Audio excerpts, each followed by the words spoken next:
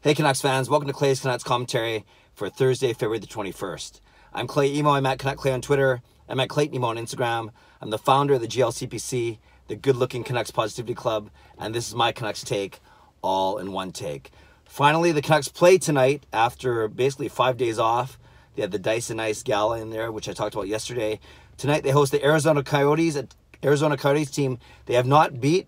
They're 0-2 against them, and they are tied with them in the standings at 59 points.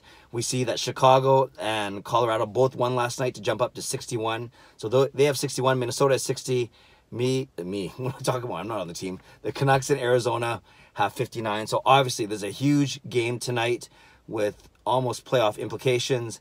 You can call it a 4-point game. Whatever it is, it's massive. I've been going with my brother Jason, looking forward to that. Also, my son Sean's going with one of his teachers as a thank you. So three emo boys, Jason, me, and Sean, all in the arena tonight.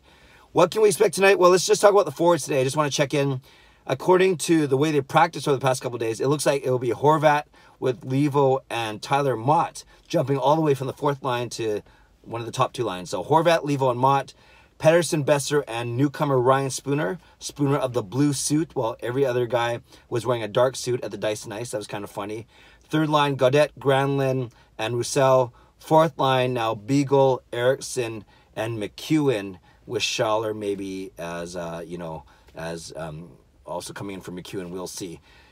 You'll see that one name I didn't say was Goldobin. Goldobin was alternating on the top line with Levo, but likely means that Goldobin isn't playing tonight. So that's my topic for today's quick video is, have we seen the last of Nikolay Goldobin in a Vancouver Canucks uniform, given that the trade deadline is on Monday, just 4 days from now?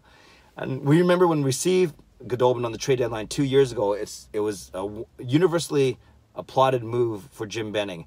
It was trading a guy in Jannik Hansen who ended up not doing anything in San Jose, an older guy, for a promising youngster, Nikolay Goldobin. But even at the time, we were wondering, yeah, we don't know a lot about him. He looks like he's good. He looks like he's got a lot of skill. But why is San Jose giving up on him so early?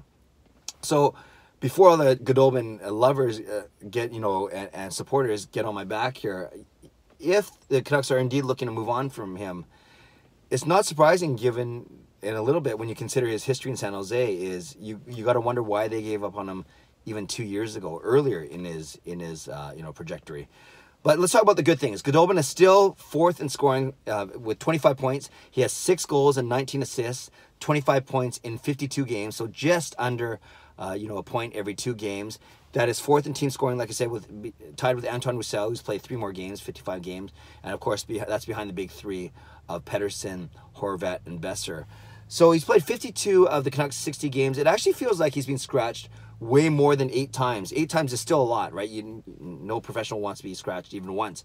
So to be scratched 8 times is a lot. But at the same time, when I saw that number before I made this video, I was actually surprised it wasn't actually more than that, more scratches than that.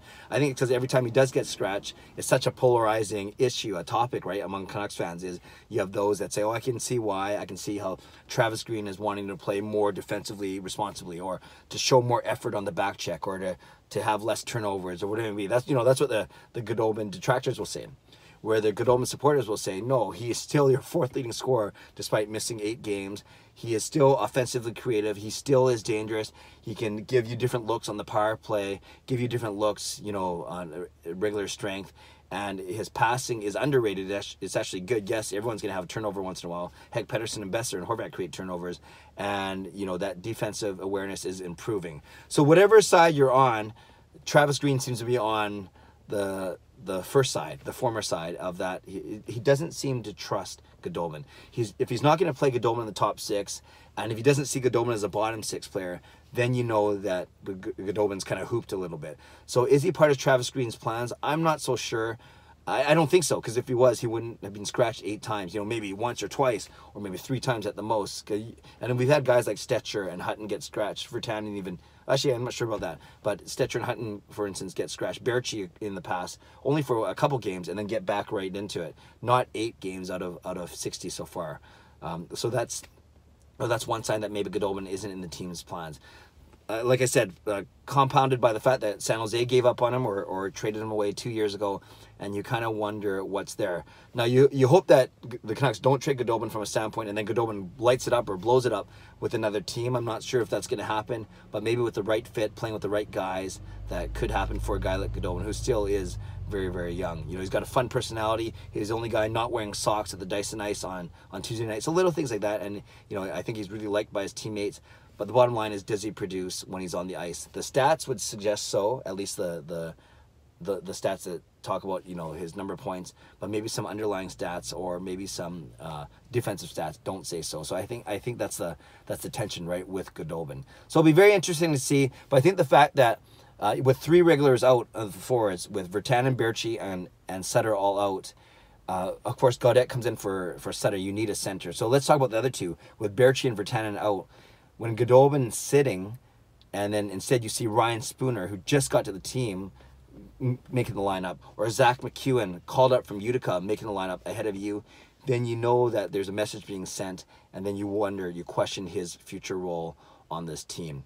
And I guess that goes for Tim Schaller as well, but I think that's a done deal. We've kind of seen that for Schaller to see all these guys come up and get a chance before him, the Levos of the world and the McEwens, and now the Ryan Spooners. I think the writing's on the wall for Schaller too, unless, you know, Travis Green proves me wrong and puts him in the 4th line tonight instead of Zach McEwen. Then Schaller will have at least a chance to make an impression.